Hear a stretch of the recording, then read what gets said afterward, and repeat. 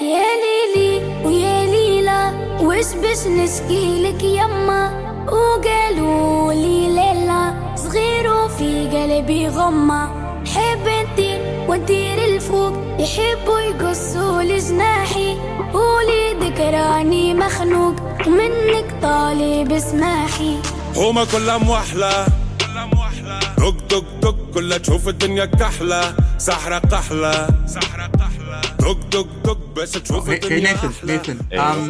A friend of mine once told me if it looks like a coup, smells like a coup, and sounds like a coup, maybe it is a coup. That's how you want to start today's episode? Really? Okay, yeah, everybody, that's Nathan, my great co-host. Hey, everybody. Today we're going to be talking about the recent happenings in Tunisia, where President Kais Saied, the president of Tunisia, seems to have orchestrated a power grab from the prime minister. To help us understand this is Abdullah Al-Wandawi, international relations graduate and former intern at the Middle East Eye, a media house that focuses on Middle East and North African affairs. Abdullah Al-Wandawi. Thank you for having me on. Yeah, thank you so much for joining us, Abdullah. What's interesting is on my way when I was coming here before we did this recording, I was talking to a friend and they were asking me, "Hey Nathan, what are you guys gonna talk about on the podcast?" And I was like, "Oh, the thing that's happening in Tunisia." And my friend was like, my friend was like, "Wait, what? What's happening in Tunisia?" And so it kind of led me to think like not many people know what's going on up there. So just for those that don't know anything about Tunisia, could you just briefly explain what exactly is going on there? Yeah, so Tunisia is a small Arab country on the tip of North Africa. Mhm. And about a week ago, on the 25th of July, the President Kais Saied suspended Parliament and sacked the Prime Minister and invoked Article 80 of the Constitution. Okay. Now, a part of Article 80 of the Constitution, which is probably the most important part, says that the President of the Republic may take any measures due to exceptional circumstances after consultation with the head of government and the Speaker of the Assembly of the representatives of the people. The Speaker of the Assembly of the representatives of the people is the Speaker of the Assembly. So Okay. the added extra is basically the name of the Tunisian Parliament. So Okay. they instead of calling it Parliament, they call their institution the representatives of the people. And he has So to basically, inform the also. article allows the president to use certain powers due to Yeah, extraordinary circumstances in consultation with blah blah blah. Therefore, take power. exactly. And and also in the Constitution, funnily enough, it says that he also has to inform the President of the Constitutional Court. Now, the problem with this is that there is no Constitutional Court yet. And why is there democracy? And why is there no constitutional court? Sorry, I don't know if there's there hasn't been. So within the Parliament of Tunisia, there's been many deadlocks. In fact, in the 10 years that Tunisia has experienced democracy, there have been 10 different governments. Wow. And right now there has been a lot of political deadlock.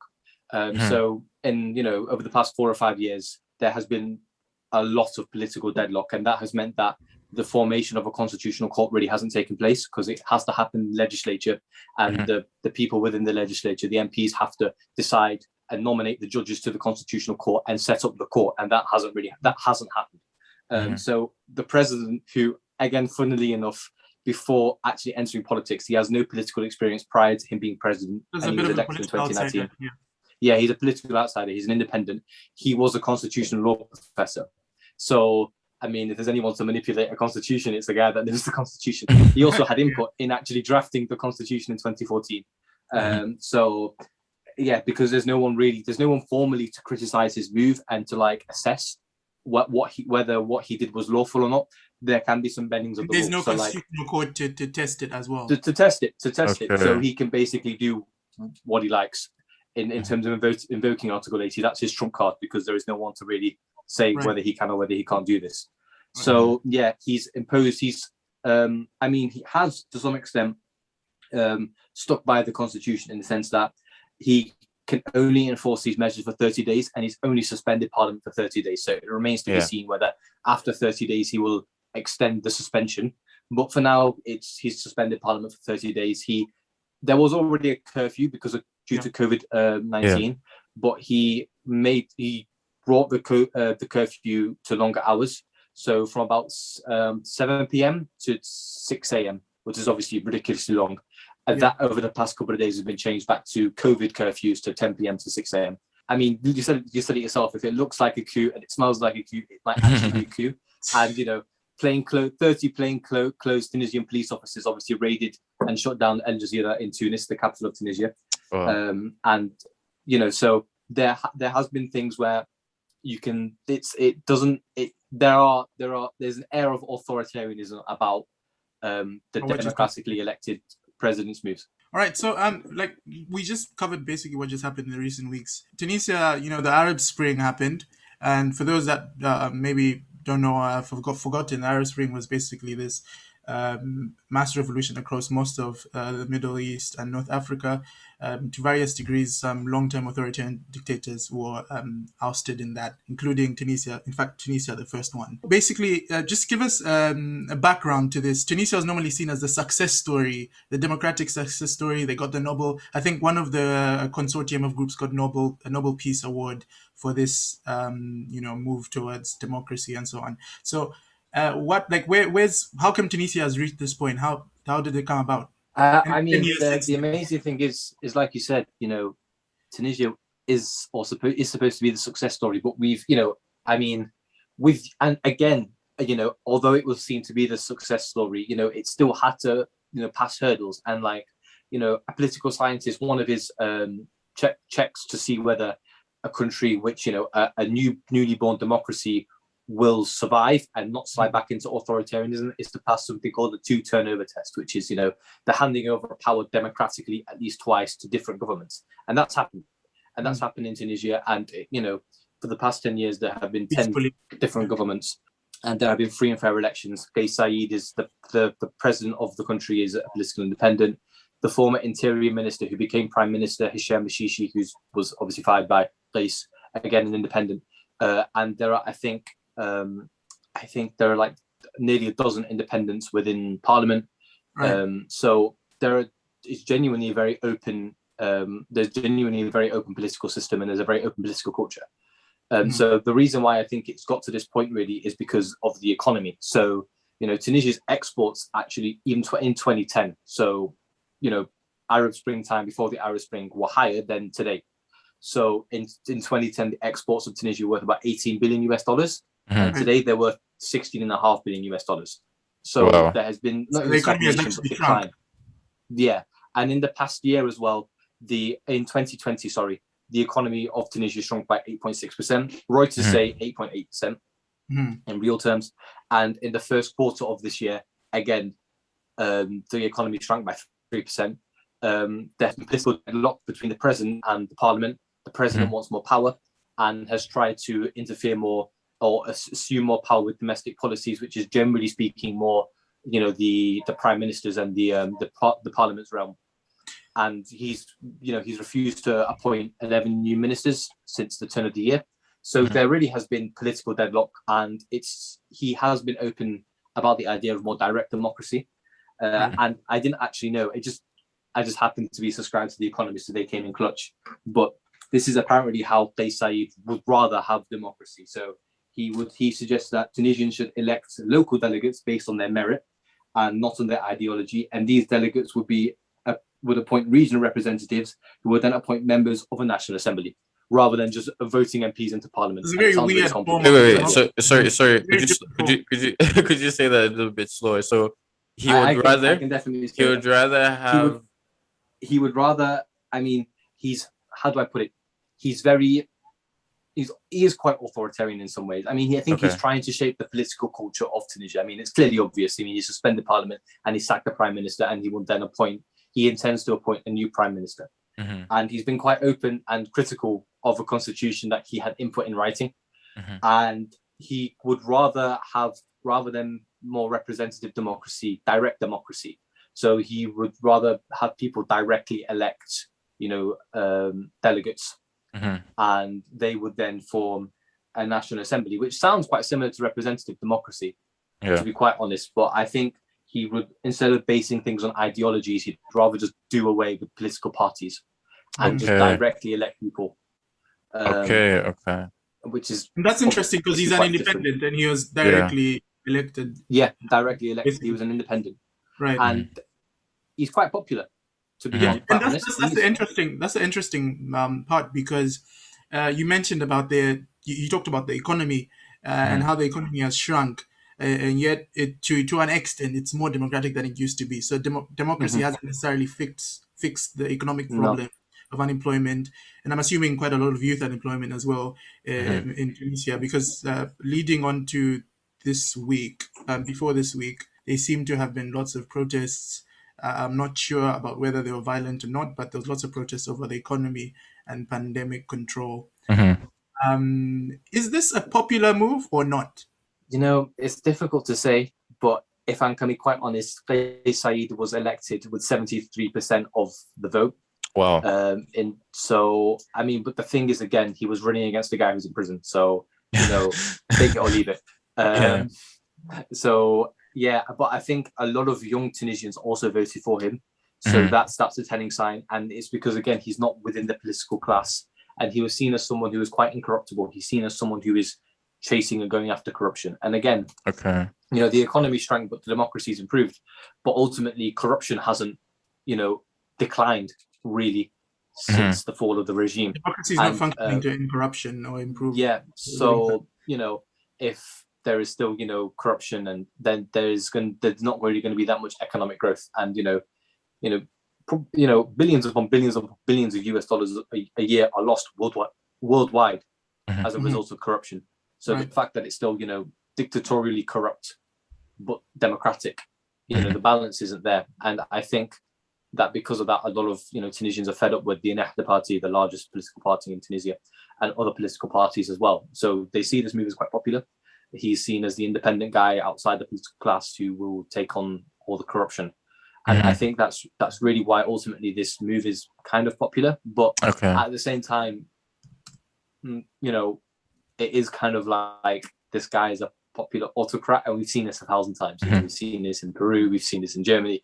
But I'm not saying that obviously that he will necessarily become an authoritarian, but it does look like Tunisia could become a little less democratic. Okay.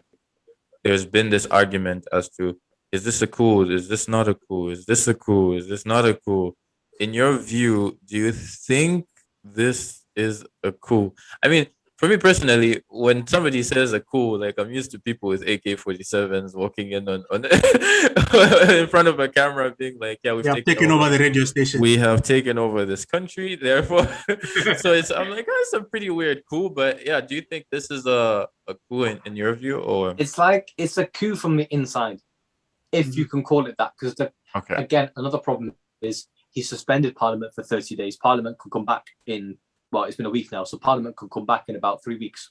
And then, you know, so it's really too soon to really comment on whether it's a coup. It's and so far some Middle Eastern countries haven't called it a coup yet. I think Saudi Arabia and the UAE seem to have sort of just said, okay, it's an internal issue, we're going to support them, we have confidence. The AU hasn't said anything yet. So officially, no one is calling it a coup. Middle Eastern countries can't comment on democratic systems. They have the right to, and it'd be far too ironic. So if Saudi Arabia says this is a good thing, it's not the best endorsement. And if it's a bad thing, then again, it's not the best endorsement, because it's Saudi Arabia, they're not the bastion of democracy. So, you know, other Middle Eastern countries either criticizing it or not is not irrelevant, but just empty in terms of, you know, how do I put it, the authenticity of what they're saying. Because at the end of the day, you know, Tunisia was a democratic country and still is a democratic country, really. I mean, there is nothing to say that the parliament will resume.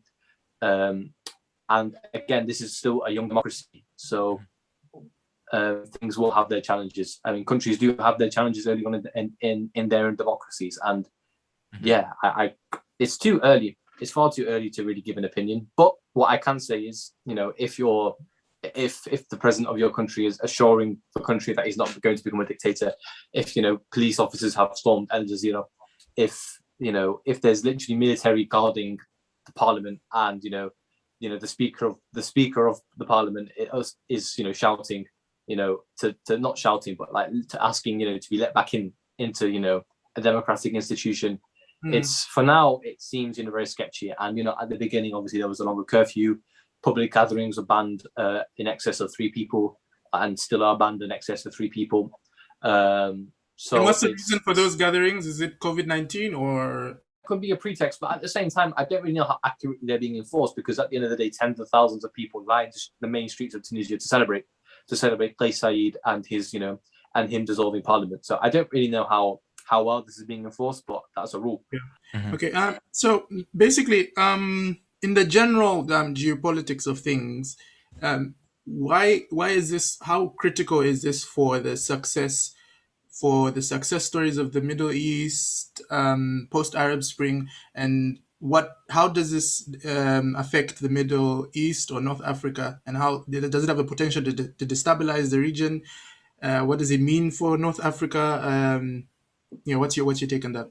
I don't really think it has a means to destabilize the region. Well, I mean, the region is destabilized. I mean, no one can really say that Libya is not, because it is a bit of a symbol. It's a symbol of the post-Arab Spring. Yeah, I can imagine. Yeah. So how does what does this mean for post-Arab Spring, North Africa and Middle East? Well, I mean, if Tunisia was to slide back into autocracy, then there would be no more democracy in the Middle East and North Africa. There would be no democratic Arab nation. So there's that. So in that sense, it's symbolic. However, having said that, Tunisia itself is a middle power. It's not. It's the smallest North African Arab country. It's its exports is the 77th largest exporting nation in the world. It's not really it's not really a powerful country. It's not the superpower or the regional power like say Saudi Arabia or Egypt. So it's more. I think it's more symbolic. But I think also symbolic. I think it's more symbolic than anything else. I say that because I think that if Tunisia was to become an authoritarian regime, first of all, Kais Saied is quite popular. There is that draw towards authoritarianism, though. Like I think I read an article where there's some political parties that in Tunisia that sort of have this nostalgia of the Ben Ali era. Perhaps maybe to get things done, that whole ability of democracy tends to just bring up deadlock. And maybe Kais Saied with his, this sort of allure of a semi-strong man, just simply, unwinding the knots that democracy tends to find itself in. Is that something that perhaps could be relevant assessments in that is definitely all accurate, especially because, again, since the Arab Spring, economically, the country really hasn't improved at all. In fact, some people say that they're struggling even more. And, within the interior, which is where, the Arab Spring started, in the neglected regions of the country, in places like Tatooine. Fun fact, Tatooine is named after, Tatooine in Star Wars is named after Tatooine. Yeah. Really? That's where. I was like, wait, what? Because that's where they filmed all the scenes in Tatooine. Yeah. Luke Skywalker's an Arab. Sorry. Skywalker is Arab, guys. Exclusive. Luke Skywalker is Arab or Berber. So, just a fun fact. I mean, he's literally from the desert in North Africa. So, the interior regions really haven't, seen improvement. So, as a result, a lot of people are like, things haven't improved. And I again, the Economist reported as well that there are a lot of senior elites that are like, let's just go back for authoritarianism. And it's like, well, first of all, Ben Ali is dead. He died 2 years ago. So good luck finding a new guy. I mean, they might have been Kais Saied, but it's I think this is the struggles of a young democracy, is that I think the people you have to prove that democracy works. At the end of the day, you can't just scream democracy and to use Zenge's work, have a la-di-da-di kumbaya. You have to do work. You have to root out corrupt practice, and you have to be transparent. And there isn't really transparency and within the political system. Of course, for example, the Prime Minister for Hisham Ashishi, Fakhfakh, was made to resign because of his links and ties with public contracts. So there is somewhat there is some public transparency, but it's clearly not enough. And what has been because you said he fired the prime minister, right? Yeah, the president fired this prime minister, and The Prime Minister is elected by the Parliament, right? Parliament, Who is yeah. elected Parliament by the selects people, PM. representative democracy. No.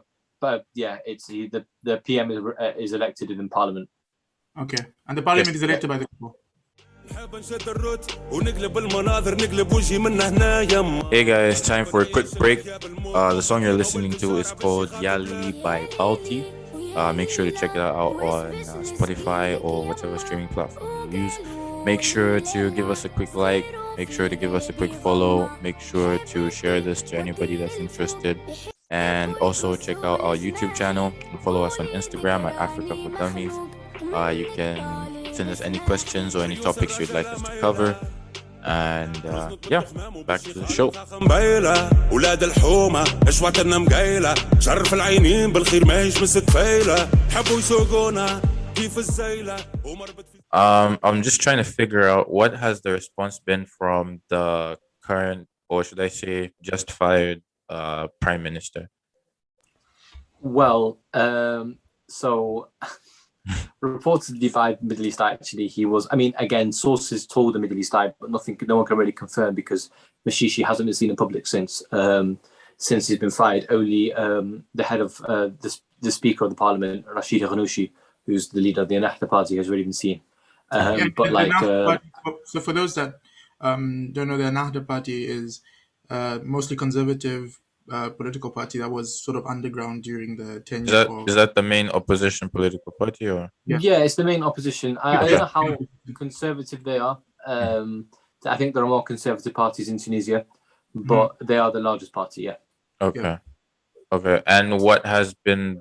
So you said that the Prime Minister hasn't been seen; he's just been quiet right now. Yeah. And what has been? I mean, he's apparently made a statement saying that he's happy to accept the president's new appointment.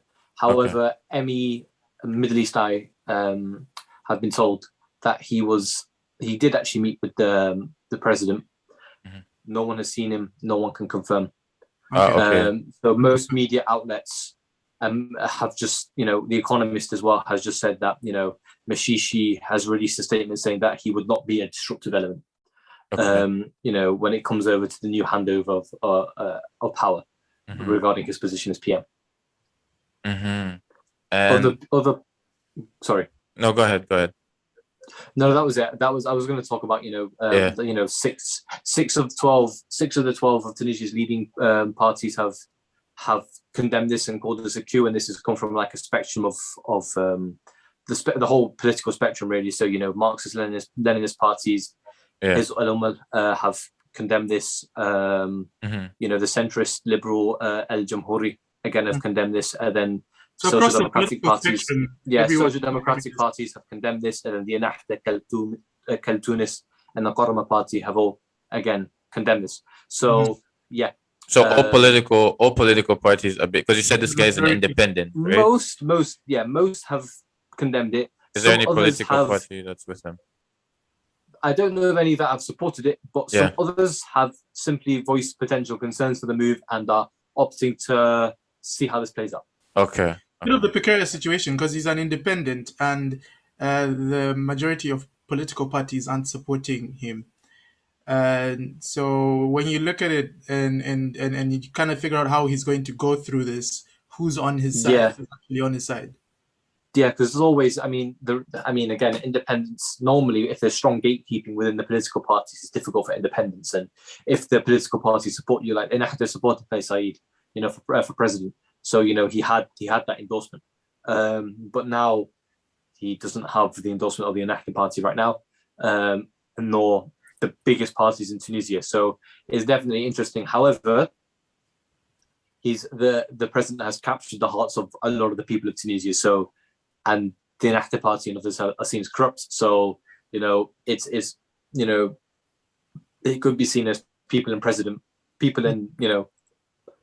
It's sort of like a representative of the people. Yeah. Who's, ignoring the political establishment. Yeah. Fighting against the political establishment, rather. I mean, he's seen as someone who's fighting against the political establishment and corruption, and but people still have their doubts as to not maybe his authenticity, at least not yet, but largely does he have the ability to actually. Of his actions. Pardon?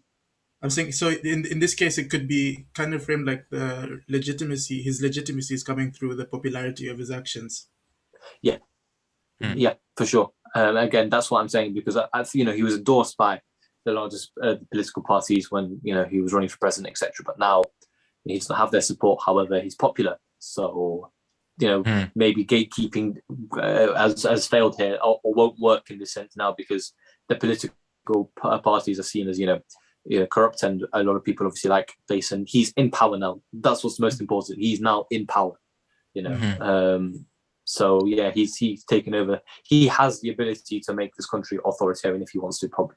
Yeah. That's worrying. We touched on the economy and unemployment and the political impasse that led to this situation. And often I think most media outlets, particularly non-Middle Eastern and North African media outlets, try to factor in the secularism and the religious elements of the Middle Eastern politics. So in this situation, during the Ben Ali era, the fallen dictator in 2011, the Ennahda party, which is, as you said, the biggest opposition party, to quite a large extent was conservative, right? And they were underground, and Ben Ali sort of ran this somewhat secularist ruling class. So now they came into power, right? And now they're out. Is that fair? Is that correct? How does that factor into Kais Saied? Is he a secular man or is he conservative? Where does he stand on that dichotomy? The thing is, he's liked by everyone. He's liked by those who would like to see Islam sprinkled into the politics. He's liked by young people. He's liked by leftists. So he's liked by a spectrum of people, and he represents the people of Tunisia. He doesn't really, he's not seen as someone who has favors necessarily the left, or maybe those who are more conservative. But I think during the Ben Ali era, and before him in Habib's era, they were largely very internalized. They were internalized Islamophobes. I think that's the easiest way to put it. For example, Habib on national television Ramadan would during the day not drink alcohol necessarily, but drink, and then encourage other people not to fast. And this is it's a Muslim country, like it's not. So it's these things that there are, again, reports that even today there is a little bit of internalized Islamophobia. Like, for example, there were perhaps heavier restrictions on mosques during the COVID era, during the pandemic. But has that harsh historical reputation of being more of the secular. I'm saying, just for the listeners, Tunisia has had this reputation of being the more secular state region compared to its neighbors. And well, perhaps I don't know, because, for example, Libya doesn't really have a functioning government, so I have no idea what their constitution would look like. Historically, generally, it could look religious secularism. I don't know. Again, today, for example, the president has to be a Muslim. Apostasy is illegal. So in terms of the religious aspects, I'd say I'd say that there are definitely religious aspects in the government today. Homosexuality is illegal, etc. So there's definitely religious aspects in the government today. Whether the man in charge faces secular it's hard to. But again, what does secular mean in politics is different to in real life. You could be a religious guy and then secular in your politics. Do you know what I mean? So again, this is Angela Merkel is the leader of the Christian Democratic Party. No one's questioning her secularism, her Christian values. At the end of the day, this secular or Islamist thing is very Orientalist largely, and is Islamophobic in nature. It's genuinely just Europe. I don't want to, not necessarily Europeans, but non-Muslims. Just focusing on how the Muslim or the Arab world operates in a very in a very boxed manner. Like, okay, Islamic, secular. There's no in between. The people are a monolith, etc. It's difficult. Again, like I said, at the end of the day, Kais Saied attracted those who are religious, those who weren't religious, etc. So yeah. Oh yeah. Lastly, I just wanted to ask a general one for our listeners, those who are more familiar with sub-Saharan Africa. Uh, why should people be interested in Tunisia, and why is this an important event for the continent and for the world in general? Mhm. Uh, I mean, I think it's perhaps an important event for the continent, perhaps because obviously Arabic is the most commonly spoken language in Africa, Mhm. and the North African region is the largest part, and obviously Egypt is probably one of the most powerful countries in Africa, as is Morocco. So within the Arab world, obviously losing a democratic state is symbolic, and because of that, it's potentially symbolic for the rest of Africa. I think a question we like asking people, because we are very interested in solutions rather than simply complaining. If you were president of Tunisia right now, what would you do? Yeah. Given everything that has happened I now. don't think he's listening to anybody else right now. What would I do? I don't. Yeah. Again, the thing is that he is a constitutional law professor with absolutely no political background, and Okay. he's come to power and he said X, Y, Z. That's a really difficult question to ask. Yeah. There's no warning as well, no prep. Mhm. It's a difficult one. I mean, I don't. At the end of the day, if we're talking about assessing what he's done, Would you hire the ex-prime minister back? Would you call for a big conference for everybody to sit down on a campfire and say, okay, let's say what I wouldn't have done for sure. I don't think I would have, sent 20 plainclothes police officers and stormed media outlets. That's sus. Yeah. Do you know what I mean? These things, things like this are sus, are very suspect. So there definitely has been, but the thing is, prior to Kais Saied, dissolving parliament, there has been huge political deadlock and there has been huge dissatisfaction. Would you think, like in our country, we usually have these things? I think Gazenge can correct me if I'm wrong. They're called Inda, but like where you have all the political players, the president, and opposition leaders, and they sit down and they kind of iron out their a differences. huge come-together conference sort Do you of all do you the think political- that's feasible in this situation? I think so. Still, yes. I don't see why not. Because again, the political culture in Tunisia prior to this is quite good. I mean, at the end of the day, they were the only success story in the Arab Spring, and they did things well. I mean, one of the things that you can compare Tunisia with Egypt is how they set up their government. So, for example, in Egypt, they ran before they could walk. As soon as as soon as there was democracy, came on constitution. Whereas in Tunisia, they waited a bit. The constitution was established in 2014 after they could get the ball rolling with some kind of political culture and see what kind of rules they could stick by. So there was. Egyptian one was more cosmetic. That's what you're saying compared to the. This is more holistic. And at the end of the day, there was good political culture where there was power sharing at the beginning between some ex-Ben Ali people and new political parties that were allowed to come out of hiding. Like Rashid Ghanouchi, the head of the Ennahda party, was in political exile until Ben Ali fell, and then he was able to return to the country. And he works with people who were once his enemies, wanted him out of the country, and this was accepted by the people. So, in my opinion, Tunisia has been through more authoritarian times, in the sense that, or more authoritarian transition times. Whereas in those moments, it was sliding towards democracy. In this instance, it's sliding in uncertainty at minimum, at worst sliding towards more authoritarianism. So although there are more democratic political parties today that are more established, it's because the person in charge is right now obviously acting in a very unpredictable manner. That I think is what's the most the problematic part, is that I think if perhaps if the president was to the president calls the shots right now. If the president wanted to, he could sit down with the parties of Tunisia. The 24th of August is essentially results day. That's when you know where the country is headed. If Kais said hold on a bit longer, you can perhaps have a good idea where this is going. If Parliament comes back, then maybe they're just going to get a telling off by him. It's really quite uncertain and more of a waiting game for the next few weeks. I think so because again, like I said, because right now the person who is calling the shots is the president, and the more democratic. It's just so hard to really, because again, Kais was democratically elected, and Right.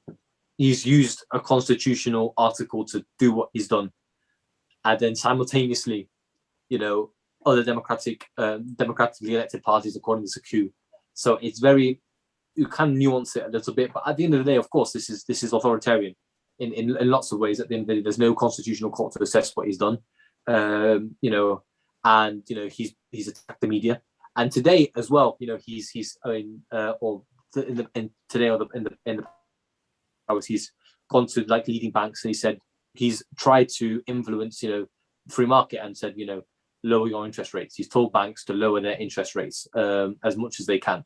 And normally when presidents interfere in the economy, what happens is, the currency just drops because foreign investors lose confidence in the economy, because now they think that the president is meddling, and that could be unpredictable because they can't rely on free market anymore. So, there are elements here where you can definitely say it is authoritarian. And right now, of course, therefore, the country is more authoritarian, but things could slide back to democracy or more democratic norms come 30 days time. But I think Kais wants the country to be a little less democratic. I think he wants to have more power. I think that, to me, that's quite clear. Yeah.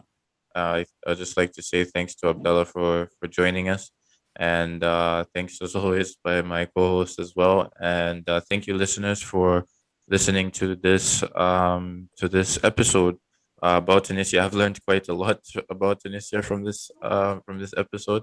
Some of them were actually questions from some of my friends, actually.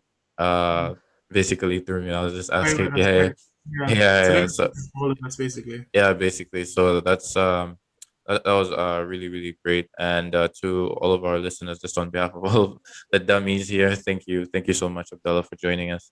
You're welcome, Nathan. You're welcome, Zengib. And see you guys next time. ودير الفوق يحبوا يقصوا لجناحي، قولي ذكراني مخنوق منك طالب اسماحي. يا ليلي يا ليلى وش بش نشكيلك يما، وقالوا لي ليلى صغير وفي قلبي غمة.